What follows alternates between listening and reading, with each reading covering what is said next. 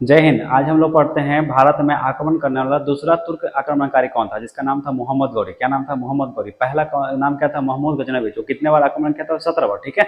तो मोहम्मद गौरी को क्या जरूरत पड़ा भारत में आने? क्या इसका सोच था? ठीक है। जैसे महमूद गजनवी के बारे में बताए थे, मोहम्मद बिन कासिम के बारे में बताते हैं, आज हम बताते हैं मोहम्मद गौरी के बारे में। समझिए, लिखा गया है सर मोहम्मद गौरी जो कहाँ से आया था? तुर्की से आया था। दूसरा आक्रमणकारी, तुर्की आक्रमणकारी, जिसका नाम था मोहम्मद गौरी, जो 1175 से लेकर 1206 ईस्वी तक कहीं ना कहीं शासन करेगा। ठीक है। देखिए, यह भी आया था तुर्की से। तुर्की में एक प्लेस है जिसका नाम है गजनी। गजनी में ईश्वर वंश चल रहा, जिसका नाम क्या था? गौर वंश, है ना। और यही वंश के नाम पर इस राजा का नाम क्या हो गया? मोहम्मद गौरी। याद रखिएगा, इसी वंश के नाम पर इसका नाम क्या हो गया? मोहम्मद गौरी। लेकिन इसका उद्देश्य अलग था। ठीक है। इसका उद्देश्य क्या था कि अपना साम्राज्य का विस्तार करना है। कहां से? तो गजनी से लेकर एकदम हिंदुस्तान तक। गजनी, गजनी से लेकर कहां? तो हिंदुस्तान तक। ठीक है। गजनी पहले कहां पड़ता था? तुर्की में। आज कहां पड़ता है? अफगानिस्तान में। उसके बाद भारत, उसके बाद पाकिस्तान, उसके बाद भारत। ठीक है। देखिए, तो अपना साम्राज्य का विस्तार करना है कहां? तो गजनी से लेकर हिंदुस्तान तक कहीं ना कहीं साम्राज्य का मतलब विस्तार करना है। इसलिए अपने साम्राज्य का विस्तार करने के लिए कहीं ना कहीं भारत में भी आक्रमण करेगा। और 1175 ईस्वी में सबसे पहला आक्रमण होता है किसका? तो मोहम्मद गौरी का। ठीक है। और मोहम्मद गौरी आक्रमण ही कहां करता है? तो मुल्तान में। मुल्तान कहां पड़ता है? पाकिस्तान में। और किया भी किस पे? तो करमाथी जाति के मुसलमानों पर आक्रमण किया और उसका बहुत सारे संपत्ति को लूट लिया। ठीक है। उसको बाद समझ गया। 1178 ईस्वी में देखिए, इसको पता था कि हमारे ही मुल्क से एक व्यक्ति था, एक शासक, जिसका नाम था महमूद गजनवी, जो 17 बार भारत में आक्रमण किया। और सबसे वहां का फेमस मंदिर जिसका नाम है सोमनाथ का मंदिर, वहां सोमनाथ के मंदिर में अपार सोना भरा हुआ भी था। यहाँ तक कि दरवाजा भी कहीं ना कहीं सोने का बना हुआ था, मूर्ति भी कहीं ना कहीं सोने का था। और सारा का सारा संपत्ति कहीं ना कहीं लूट कर भारत से आ रहा था। कहाँ? तो गजनी आ रहा था। तो सोचा कि चलते हैं, हम भी हमारे ही मुल्क से गया था तो हम भी एक बार चलते हैं, हम भी वहां पर ट्राई करते हैं। तो यहाँ लिखा गया 1178 ईस्वी में यह भी प्लानिंग किया कि गुजरात पर हम क्या करते हैं? आक्रमण कर। और गुजरात पर आक्रमण करने का पूरा प्लानिंग ही कर रहा था। जब गुजरात पर आक्रमण करने का प्लानिंग कर रहा था तो उस टाइम गुजरात के राजा का नाम क्या था? भीम द्वितीय। उस टाइम क्या नाम था? भीम प्रथम। लेकिन इसका एक और नाम था जिसका नाम था मूलराज द्वितीय। वो भी कौन सा वंश का था? तो चालुक्य वंश का। ठीक है। और यह भी कौन सा वंश का था? चालुक्य वंश का। ठीक है। लेकिन जैसे ही मोहम्मद गौरी भीम द्वितीय या मूलराज द्वितीय पर आक्रमण करने के लिए सोचा, उल्टा क्रॉस आक्रमण कर दिया। कौन? बताइए। मूलराज द्वितीय या भीम द्वितीय। ठीक है। मतलब जैसे ही मोहम्मद गौरी आक्रमण के लिए सोचा कि गुजरात में जाते हैं, सोमनाथ मंदिर को लूटते हैं, जो हमारे मुल्क से ही कहीं ना कोई शासक गए थे और लूटे थे, तो वैसे हम भी जाते हैं। लेकिन एक खबर पहले ही पता चल गया किसको? भीम द्वितीय ने। इसलिए भीम द्वितीय पहले ही उल्टा आक्रमण कर दिया। किस पे? तो मोहम्मद गौरी पर। ठीक है। जैसे मोहम्मद गौरी पर आक्रमण कर दिए तो 1178 ईस्वी में दोनों के बीच में युद्ध होता है। वो भी कहाँ होता है? तो माउंट आबू, जो कहाँ पड़ता है? राजस्थान में। ठीक है। जिसमें मोहम्मद गौरी हार जाता है और इसमें भीम जीत जाता है और इसको लंबे समय तक कैद करके रखता है। किसको? मोहम्मद गौरी को। लेकिन ऐसा इतिहासकार कहते हैं क्या कि भीम द्वितीय के अपनी मां के कहने पर कहीं ना कहीं मोहम्मद गौरी को क्या कर दिया? रिहा कर दिया, छोड़ दिया। ठीक है। उसके बाद समझिएगा, जब मोहम्मद गौरी रिहा होता है, फिर से भागता है और 1179 ईस्वी में इसने क्या किया? तो उत्तर भारत का सिंध और कश्मीर पर कहीं ना कहीं अधिकार कर लिया, है ना। कहां कहां? तो उत्तर भारत के सिंध और कश्मीर पर क्या कर लिया? तो अधिकार। कौन कर लिया? तो मोहम्मद गौरी। उसके बाद समझिएगा, जब उत्तर भारत में सिंध और कश्मीर में राज कर रहा था मोहम्मद गौरी, इसी के समकालीन समझिएगा, यहाँ पे कन्नौज में। कन्नौज कहाँ पड़ता था? यूपी में। ठीक है। एक वंश चलता था जिसका नाम था गढ़वाल वंश। कहानी ध्यान से समझिएगा। ठीक है।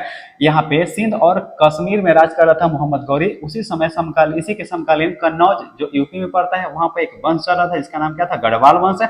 और गढ़वाल वंश का राजा का नाम क्या था? जयचंद। गढ़वाल वंश का राजा का नाम क्या था? जयचंद। ठीक है। और इसी के समकालीन उत्तर भारत का 3 जगह, एक है दिल्ली, अजमेर और सांभर। सांभर कहां पड़ता है? राजस्थान में। ठीक है। अच्छा, देखिए, उत्तर भारत में एक वंश चलता था जिसका नाम क्या था? चौहान वंश। ये तीनों जगह पे। ठीक है। और चौहान वंश का समझिएगा, चौहान वंश का राजधानी भी कहां था? तो अजमेर था। और यहाँ एक महान शासक, एक महान राजा शासन कर रहा जिसका नाम था पृथ्वीराज चौहान। और पृथ्वीराज चौहान का एक और नाम क्या है? राय पिथौरा। क्या नाम है? राय पिथौरा। और यही पृथ्वीराज चौहान के ही शासनकाल में एक राइटर, एक दरबारी कवि थे जिनका नाम क्या था? चंद्रबरदाई। और चंद्रबरदाई ने एक महाकाव्य या एक एपिक या एक किताब लिखा है जिसका नाम क्या है? पृथ्वीराज रासो। ये सब याद रखिएगा, ऑब्जेक्टिव में क्वेश्चन पूछता है। ठीक है। फिर से समझिएगा, दिल्ली, अजमेर और सांभर में एक वंश चल रहा था जिसका नाम था चौहान वंश। ठीक है। चौहान वंश का महान शासक जिसका नाम था पृथ्वीराज चौहान। पृथ्वीराज चौहान का एक और नाम क्या था? राय पिथौरा। ठीक है। इसी के दरबारी कवि का नाम क्या था? चंद्रबरदाई। और चंद्रबरदाई ने ही एक पुस्तक लिखा जिसका नाम था पृथ्वीराज रासो। ठीक है। जो क्या है? एपिक है, महाकाव्य। ठीक है। तो यही चंद्रबरदाई कहते हैं क्या कि बार बार मोहम्मद गौरी अपने साम्राज्य को विस्तार करने के लिए सिंध और कश्मीर से आता था। कहां? दिल्ली, अजमेर और सांभर में, और आक्रमण करता था और पृथ्वीराज चौहान पर आक्रमण करता था। और बार बार क्या होता था? पृथ्वीराज चौहान मोहम्मद गौरी को हराता था। ठीक है। और बार बार उसको माफ कर देता था। ऐसा कितना बार हुआ? तो 16 बार। ये बात सबसे पहले किसने कहा है? तो पृथ्वीराज रासो में। किसने कहा है? तो चंद्रबरदाई ने। ठीक है। आगे समझिएगा, ऐसा घटना 16 बार हो गया है और ऐसा ही घटना 17वीं बार हुआ था जो 1191 ईस्वी में हुआ था, जिसको हम लोग बोलते हैं तराइन का प्रथम युद्ध। ठीक है, और जब तराइन का प्रथम युद्ध होता है तो इस बार भी क्या हुआ, तो मोहम्मद गौरी और पृथ्वीराज चौहान के बीच में युद्ध होता है और हर बार की तरह समझिएगा कि मोहम्मद गौरी हारता है और पृथ्वीराज चौहान जीतता है। और आपको पता होगा पहले भी हम बताया कि मोहम्मद गौरी हर बार हारता था और हर बार माफी मांगता था और जनता उससे भी पक्का अपना पृथ्वीराज चौहान था, माफी करता था। ठीक है, 17वीं बार भी हुआ, 1191 में तराइन का प्रथम युद्ध हुआ था जो मोहम्मद गौरी और पृथ्वीराज चौहान के बीच में हुआ और 17वीं बार भी पृथ्वीराज चौहान जीतता है और मोहम्मद गौरी क्या होता है, हारता है। और आपको पता होगा माफी मांगने में तो पीछे रहता नहीं है, तो मोहम्मद गौरी फिर से माफी मांगता है। ठीक है, और पृथ्वीराज चौहान तो अपना और पक्का हो गया। ठीक है, इसने क्या कहा, फिर से इसको क्या कर दिया, माफ कर दिया। ठीक है, इसके बाद इतिहासकार कहते हैं कि अच्छा तराइन का युद्ध कहां हुआ था, तो हरियाणा के करनाल में। ठीक है,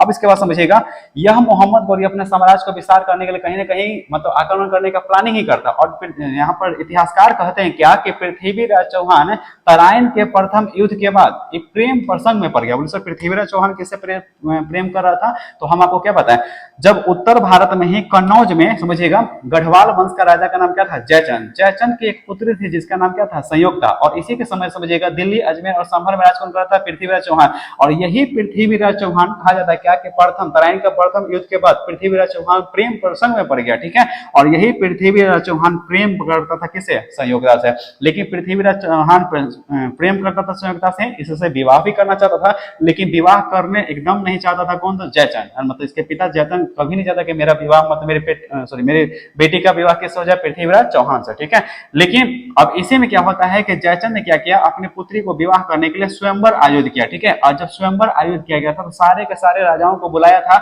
लेकिन नहीं बुलाया किसको, तो पृथ्वीराज चौहान को। इसी बात को ईगो पे ले गया कौन, पृथ्वीराज चौहान, और भरे स्वयंवर से उठा के लेके आ गया किसको, संयुक्ता को। कौन उठाया, तो पृथ्वीराज चौहान। और जैसे ही भरे स्वयंवर से उठा के लाता है पृथ्वीराज चौहान, उसी समय समझिएगा कि संयुक्ता का पिता जयचंद दुश्मन बन जाता है किसका, तो पृथ्वीराज चौहान का। ठीक है, उसके बाद समझिएगा एक तरफ से प्रेम प्रसंग में पड़ गया था पृथ्वीराज चौहान और दूसरी तरफ से प्लानिंग कर रहा था कौन, मोहम्मद गौरी, कि कहीं ना कहीं फिर से हम आक्रमण करेंगे पृथ्वीराज चौहान पे, क्योंकि 17 बार पहले आक्रमण हो चुका था और 17 बार में कहीं ना कहीं जानते मोहम्मद गौरी हारा था और पृथ्वीराज चौहान क्या होता, जीता था। और प्लानिंग कर ही रहा था, तो अगले ही साल देखिए 1191 में हुआ था तराइन का प्रथम युद्ध, और देखिए 1192 ईस्वी में अगले ही साल तराइन का द्वितीय युद्ध होता है।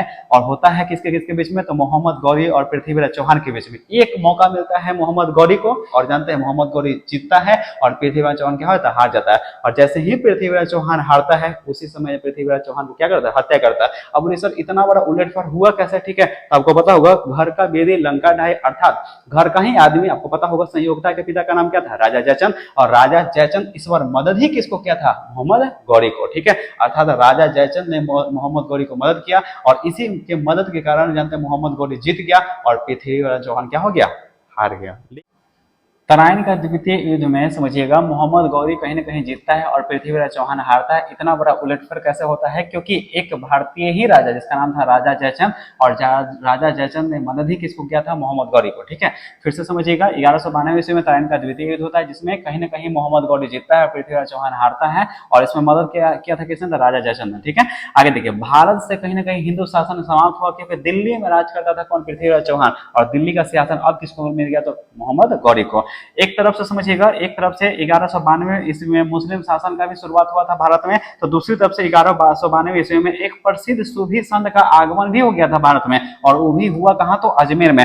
उस सूफी संत का नाम क्या है, ख्वाजा मोइनुद्दीन चिश्ती। ठीक है, और इन्हीं के कब्र पे याद रखिएगा, इन्हीं के कब्र पे आज जो मतलब मकबरा बना हुआ है उसे हम लोग बोलते हैं क्या, कि दरगाह अजमेर शरीफ। किनके कब्र पे है, तो ख्वाजा मोइनुद्दीन चिश्ती, है ना, जो कब आए थे 1192 ईस्वी में। ठीक है, अब देखिए 1193 में क्या करता है, तो दिल्ली को राजधानी बनाना था कौन, मोहम्मद गौरी। लेकिन एक बात हम आपको बताए थे क्या, कि तराइन का द्वितीय युद्ध में कहीं कहीं पृथ्वीराज चौहान हारता है, क्योंकि उसमें मदद करता है राजा जयचंद। ठीक है, लेकिन आप हमें बताइए राजा जयचंद क्या मोहम्मद गौरी का रिश्तेदार था, नहीं। तो बताइए अगला बार हत्या ही किसको करेगा मोहम्मद गौरी, तो राजा जयचंद को। ठीक है, तो इसे लिखा गया 1194 ईस्वी में। 1194 ईस्वी में चंदावर का युद्ध होता है, और चंदावर का युद्ध में एक तरफ से होता है मोहम्मद गौरी और एक तरफ से कौन, राजा जयचंद। इसमें राजा जयचंद के क्या होते हैं, हार होती है, और मोहम्मद गौरी क्या हो जाता, जीत जाता है। अब बोलिए सर इतना बड़ा उलटफेर कैसे हो गया, क्योंकि चंदावर का युद्ध में मोहम्मद गौरी का एक दामाद था, एक गुलाम था जिसका नाम था कुतुबुद्दीन ऐबक। बहुत दिमाग का तेज था, शातिर था, और यही कुतुबुद्दीन ऐबक कहीं ना कहीं मदद किया किसको, मोहम्मद गौरी को,